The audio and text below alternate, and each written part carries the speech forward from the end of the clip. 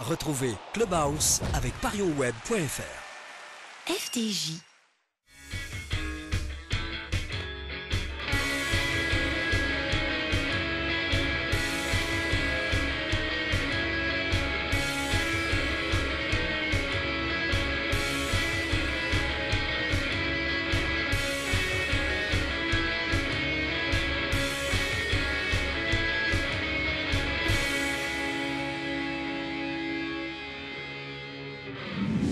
Bonjour à tous, bienvenue dans le forum de Girondin TV. On va refaire l'actualité des Marinés Blancs cette semaine. Quelle surprise avec Denis Grandjou d'RTL. Salut Denis. Bonjour Manu, bonjour Alain, bonjour tout le monde. Et avec Alain Baudron de Gold FM. Salut Alain. Bonjour à toutes et à tous. Et en même temps, c'est pas une surprise, mais on change pas une équipe qui gagne. Bah non. On est d'accord. Et mais depuis qu'on a changé nos places là, mine de rien. Ouais, il y a eu quelques... Denis à gauche, Oui, Alain à droite. Oui, mais il y a une petite crisounette, mais depuis ça va beaucoup mieux. Une grosse crise. Mais parce qu'il était parti en vacances, c'est pour ça. Ouais. Petite crise de foi. Oui. Après les périodes de Noël. Oui, bien sûr. Normal. Ouais. On a abusé de la dinde et du chocolat.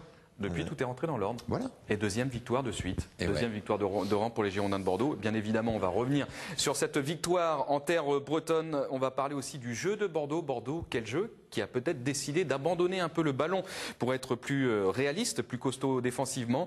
Et puis, on va se projeter évidemment sur la prochaine rencontre de championnat. Ça sera face à Monaco. Est-ce que c'est toujours une affiche d'ailleurs? Petite question. Comme ça, Bordeaux-Monaco.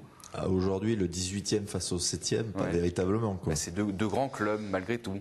Oui, c'est deux bons clubs de Ligue 1. Un grand club et un club qui n'est pas véritablement un club français, mais qui est présent dans le championnat de France. Connu. Je vous la fais la trio. Oui, je vois ça. Allez, on commence par cette victoire face à Brest. C'était pas évident. Les Brestois s'étaient inclinés qu'une seule fois à domicile depuis le début de la saison. Eh bien voilà, ça fait 2.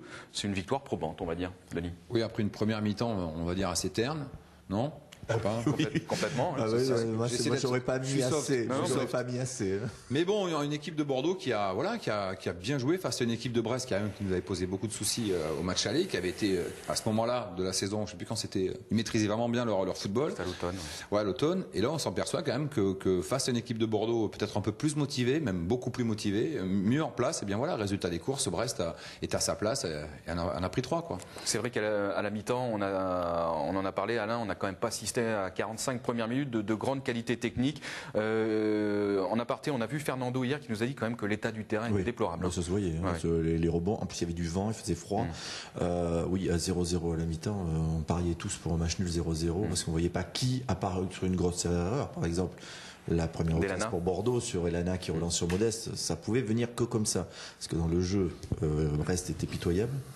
Et Bordeaux ne jouait pas parce que ils avaient décidé C'est étonnant a priori d'ailleurs de ne pas jouer. de voir une équipe de Brest, pardon, qui a joué aussi mal, quoi, parce que c'est une équipe qui normalement joue avec enthousiasme, joue plutôt bien au ballon, et alors là il y avait rien. Alors c'est peut-être le terrain, c'est peut-être aussi Bordeaux qui. Il y a plus Nolan Roux. Oui, il y a plus Nolan. Il y a plus Mishka qui est remplaçant, il y a plus Mishkola qui était quand même des éléments importants du système de Dupont. Après, bon, voilà. Qui a dû modifier aussi sa défense. Oui. Il y a Brou Apanga qui est toujours blessé, donc Paul Bays qui est dans l'axe et ça n'a pas forcément été son meilleur match. Il fait un match paradoxal d'ailleurs, Paul Bays, je trouve, parce qu'on l'a plutôt beaucoup vu. Il a servi un peu de rampe de lancement et il est quand même impliqué sur 2 des 3 buts. Mais oui, mais ça c'est le problème de balancer un joueur de droite à gauche au milieu, même s'il a des repères au niveau axial, puisqu'il a été formé axial à Bordeaux. Mais bon, ça reste quand même un joueur moyen, hein, Paul Bays. Il ne faut pas croire que c'est le meilleur défenseur du monde, même si à un moment donné, quand ça tournait bien, tout le monde disait « Ah, pourquoi pas l'équipe de France ?» C'est vrai? Moi, j'avais lu ça. J'avais lu ça. Paul Bays en équipe de France? D'accord. J'avais lu ça. Dans les journaux bretons. Non, mais dans l'avenir, quoi. Pas là, aujourd'hui, mais... Mais il a quel âge? Il a 22 ans. Ouais, Et Mamadou Sakho a 21 ans, je crois. Donc il se disait oui, c'est un bon défenseur, tout ça, mais bon, il est loin du très haut niveau, quoi. Ouais. Bah, enfin, en équipe, moi je veux bien postuler dans ce cas-là. Oui. Hein, je peux envoyer un CV ou pas? Dans l'équipe de France de futsal, peut-être. J'ai dû conserver le numéro de portable de Laurent Blanc. Baby. On sait jamais. Baby foot. Denis, pareil. Un Pareil. poste, vous, de prédilection, l'équipe de France? On y est, allez. Gardien de but. Gardien de but? Ouais. D'accord. Ouais, ça me plairait bien. On va en parler à Cédric Carasso. Donc une première mi-temps un petit peu terne et ça s'est débloqué en seconde période sur un coup de pied arrêté. Eh ouais. Bordeaux qui retrouve cette faculté de débloquer une situation sur ses phases de jeu avec un but magnifique. On est en train de voir le coup franc de Géraldo Wendel. Oui, ça fait surtout 2 matchs qui débloquent le match comme ça, puisque le but de Diarra contre Serre, c'est un corner. Ouais. Là, c'est un coup De franc. Géraldo Wendel. Voilà, ça débloque effectivement une partie. Et quand on retrouve un garçon qui était sûr au moment où il frappe que ça rentre, comme par le passé, Ça prouve qu'il a la confiance. Alors pourquoi a-t-il retrouvé la confiance en 2 matchs? Comment vous savez qu'il était sûr que ça rentrait? Ça se voit, parce que systématiquement, à chaque fois qu'il a marqué des buts comme ça, il se décale et il s'en va presque déjà le fêter. Il le sait. Ça se voit quasiment tout de suite que le ballon il prend la bonne direction.